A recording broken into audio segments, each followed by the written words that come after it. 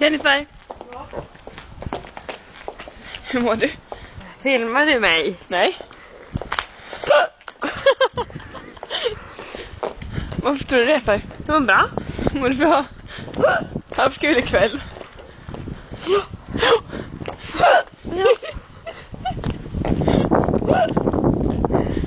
Har du barn? Har du barn?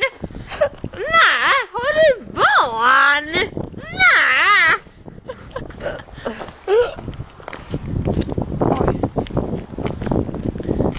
My head Huvud. is very bad right now.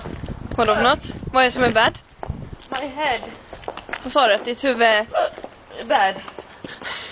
Är ditt huvud bad? Ja. Varför då? Varför då? Varför är ditt huvud bad?